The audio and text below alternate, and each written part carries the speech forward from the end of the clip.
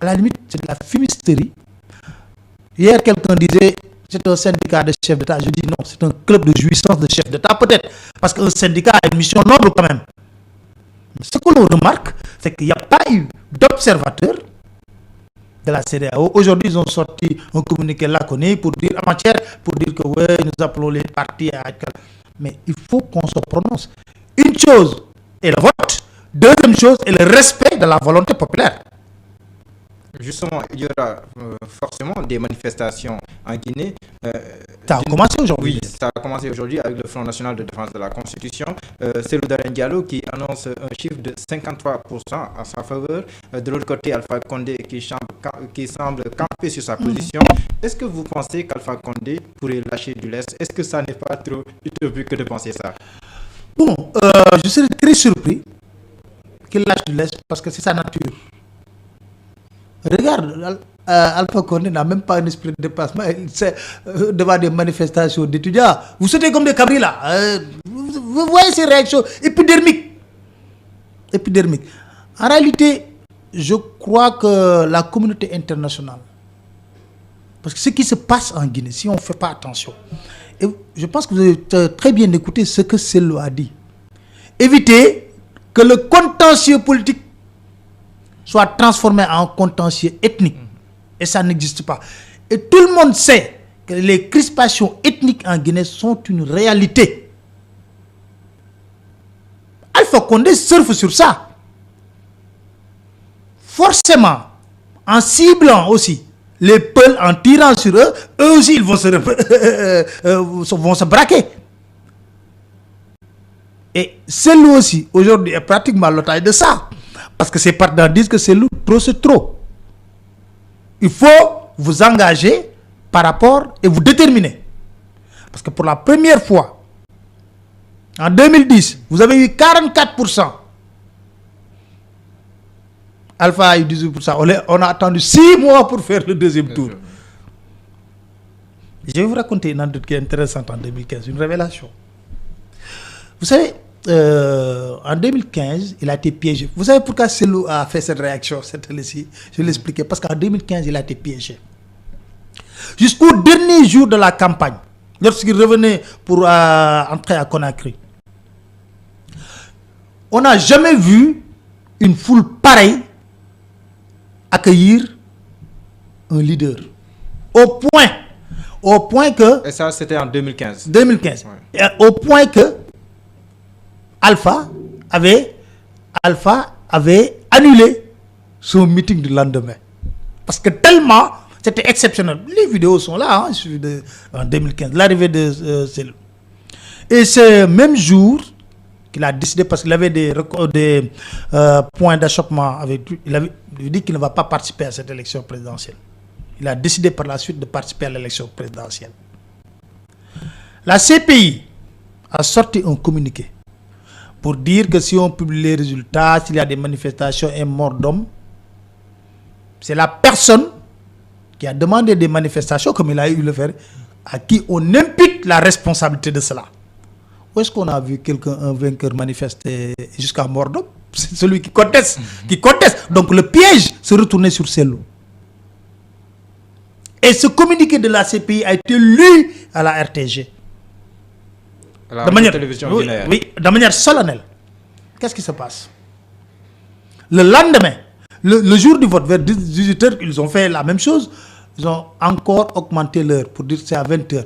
On fait des bourrages des urnes. Le lendemain, déjà, RPG disait que leur candidat avait gagné, Alpha. Et que dans la maison de Cellou, les jeunes avaient pris d'assaut la maison pour dire que nous allons contester les résultats. C'est le sorti, il a dit, écoutez, on est en train de compiler, de regarder. C'était le lendemain du vote. Oui. Et il y a quelqu'un qui lui a dit en Peul que tu as peur de mourir. Et celui a rétorqué en Peul en lui disant que personne ne dépasse le jour de sa mort. Donc je n'ai pas peur de mourir. Si on doit mourir aujourd'hui, on doit mourir. Ça a été filmé. Et par eux, et ça a été utilisé partout pour dire que voilà, la CPI avait menacé, Cellou est en train de demander à ces jeunes de sortir pour mourir. Ouais. Pour vous dire comment le piège a été conçu en 2015. C'est pourquoi tout ce que l'on voit là n'a pas eu lieu en 2015. Un mois après, il était dégoûté. En 2015. Oui, en 2015, un mois après, c'est lui avait quitté même la Guinée pour venir au Sénégal. Pour vous dire que il a appris de ses erreurs. C'est pourquoi le lendemain, il a dit j'ai gagné l'élection présidentielle. Parce que s'il ne le fait pas, la CENI allait faire la même chose. Et vous pensez que cette déclaration de Cellou Dalein Diallo a pesé sur la balance aujourd'hui par rapport à ce qui s'est passé? Est-ce que ça a eu du sens véritablement? Oui, ça a eu du sens. Pourquoi? C'est ça qui a poussé à l'erreur la CENI de sortir 4. C'est ça qui a poussé à l'erreur que... Mais regarde comment le gouvernement a fait une sortie, RPG une sortie. Hein? Tout cela a attiré l'attention sur la Guinée. Et puis, qu'est-ce qu'il y a de nouveau dans cela? Au Sénégal, on a eu un premier ministre qui nous a donné l'élection après les résultats. Qu'est-ce qu'il y a de nouveau? Ouad donner ses résultats le jour même du vote. Seulement en Guinée, cette année, c'était interdit. Oui, mais non, on ne peut pas dire que c'était interdit. Alpha Condé l'a fait en 2010. En 2010, lorsqu'il avait 18%. Lorsqu'il avait 18%, c'est le 44% au deuxième tour. Le lendemain, il l'a sorti, demandé à naïveté. Il l'a fait. Donc, ça c'est naturel et normal dans une élection. C'est une guerre des chiffres.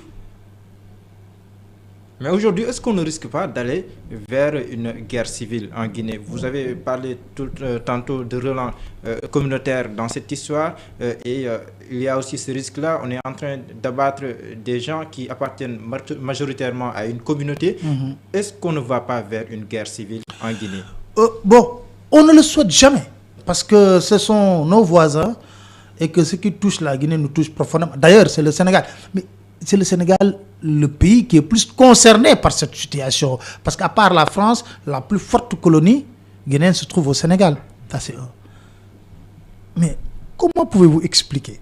Je veux dire que souvent, je dis, bon, à force d'analyser Alpha Condé, des fois, est-ce qu'on ne va pas devenir fou?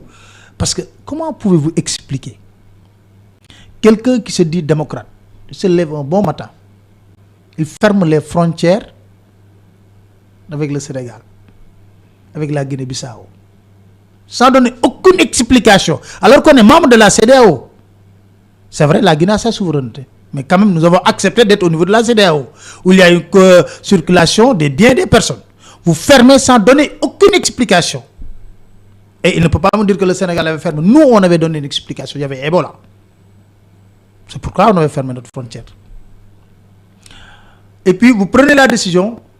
Vous, les Guinéens du Sénégal, vous ne votez pas. Vous, les Guinéens en Angola, vous ne votez pas. Imaginez-vous, Macky Sall se lève au matin pour dire que les Sénégalais vivant en France ne votent pas.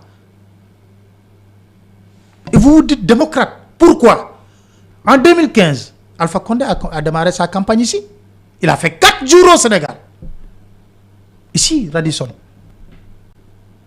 Il a démarré sa campagne ici en 2015. Mais il a été battu de plate couture ici par Cellou. Ah, c'est pour cette raison, pour dire, bon, comme on me bat au Sénégal, on ne vote pas. 2 500 000 Guinéens n'ont pas voté. N'ont pas le droit de parler du devenir de leur nation. Pourquoi? Parce que tout simplement, la volonté d'un homme l'exige. Vous me dites que celui-là, il est démocrate. Je dis, laissez-moi le soin, moi, de juger les actes que vous posez chaque jour pour apprécier si vous êtes démocrate ou si vous ne l'êtes pas. 40 ans d'opposition ne donne pas un blanc-seing pour quelqu'un pour être un démocrate. C'est les actes que tu poses au quotidien. Et des Guinéens qui sont aussi au Sénégal ont voulu manifester, ont manifesté même, mais par la suite, il y a eu ce communiqué. Non, le préfet il doit revoir ses leçons, je suis désolé, parce que lui il n'a pas compris qu'il n'est pas plus sénégalais que ces Guinéens-là. Parce que nous sommes tous membres de la communauté de la CEDEAO. La circulation des biens des personnes, c'est accepté par la CEDEAO. Ça ajoute beaucoup de Guinéens ont la double nationalité. Ici au Sénégal, quand même, il va sortir qui? Donc je pense que c'est sous le feu qu'il a parlé, mais c'est des choses qui sont regrettables. Hein.